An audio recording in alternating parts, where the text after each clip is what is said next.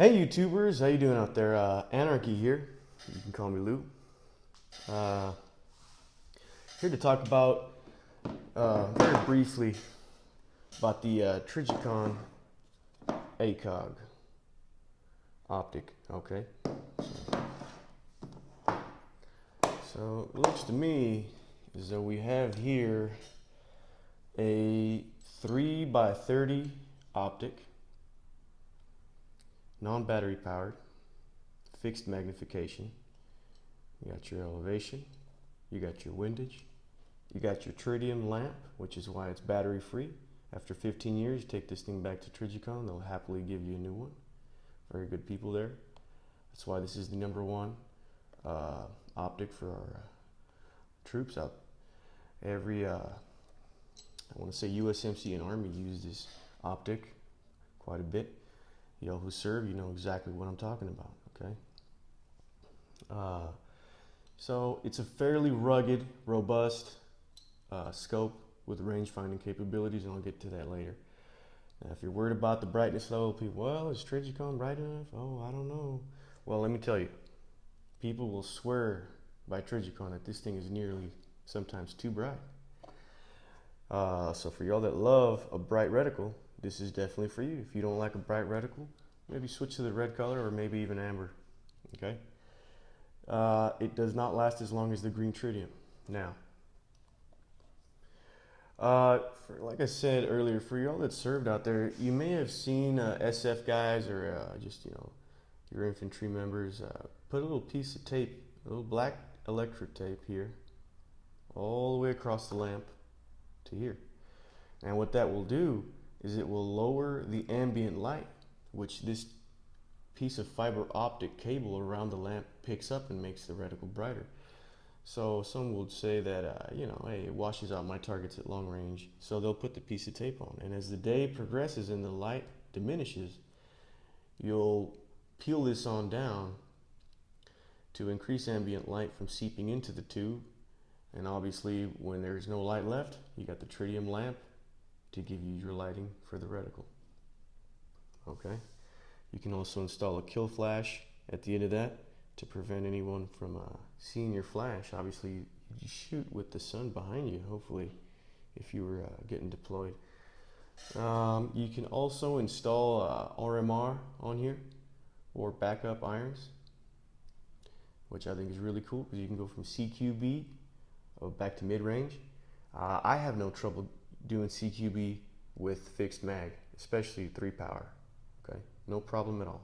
For some folks, it'll be a little slower. If you grew up on irons, it's going to take some adjustment, but nothing that practice can perfect. Okay, so now let's go ahead and see what this optic came with. Just put this aside real quick. Okay, it seems to me we have a product summary, Trijicon sticker, the scapegoat cover to protect the optic, and of course your operation manual. Okay. Now, I purchased this optic for use on a Kalashnikov rifle. Ow, don't crucify me just yet. I know there's folks out there that would never buy an optic for a rifle. And there's folks that would really never buy an optic for a rifle that costs less than the optic itself. I paid $914 out the door, shipped. Great price because I was finding them for about $1,400.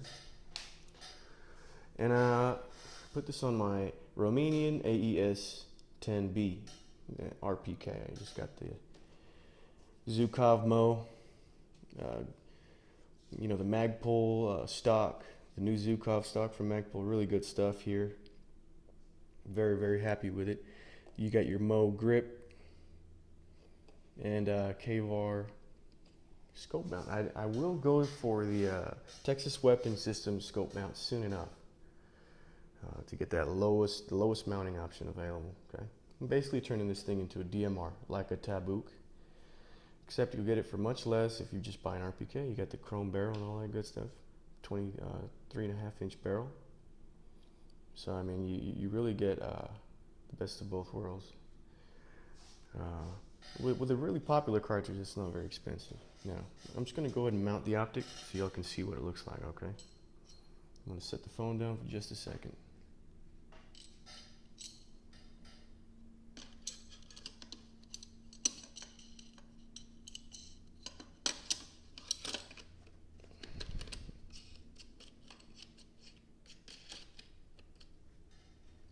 Alright, so you just have the thumb screw. And then you can also get this in a QD throw lever. So it's just up to y'all what y'all prefer, okay? Now, before I even start fidgeting with this firearm, I'm gonna go ahead and clear and make safe, alright? Yeah, I carry whoppers in there. What is that one? 57 grain. Okay. By the way, this reticle is calibrated in obviously 7.62x39, okay? But it is calibrated specifically for 123 grain. Okay. Clear? So just make sure if you buy this thing, you're getting that ammo, or you may have inconsistency with the bullet drop compensation, okay? And get a little dry fire here. Put the safety back on.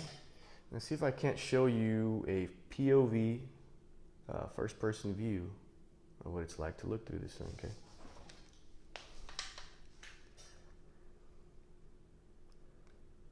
It's very bright, there's very little light in here, okay? No lights are on.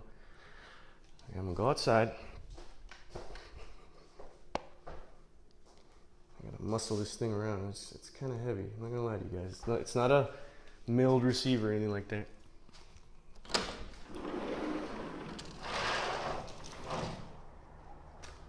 And I'm just going to take y'all outside so you can kind of get a better view through the reticle. Especially now that we're out here, you're going to see how much brighter it was outside vice being inside, capturing the ambient light available, okay? So as y'all can see, we have a very clear horseshoe with the dot, and we have the hash marks below. Now, these hash marks are very interesting. They have range finding capability, like I was speaking of earlier. Now, every hash mark, if you were to measure it up to your IPSC target or obviously a human-shaped target, with the width being that of a standard human, which is about 19 inches from shoulder to shoulder, every hash mark is exactly 19 inches at each set range, okay? So if you don't know how far your target is, but you know that it's a human-shaped target, like IPSC or something like that, all you'd have to do is measure the width of these hash marks, superimpose them over your target, and if they fit right in the middle, if it's centered in, then guess what? You're ranged in, and you're prepared to fire. And so all you do is your holdovers. So that's the beauty of fixed magnification.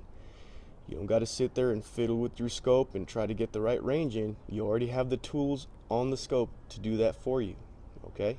It's very simple, very straightforward. So for any of y'all that do enjoy Kalashnikov series rifle, you know, look into this optic. It's very, very robust, very rugged. Any military out there will tell you that, you know what? It's just one of the toughest scopes out there. And that's why they use them to this day.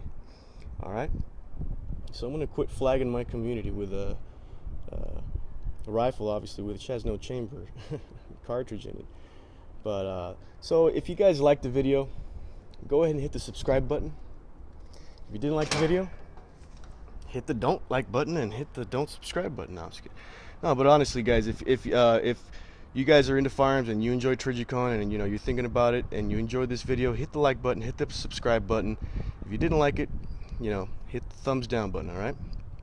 Y'all have a really good day, and as always, Molon Labe out.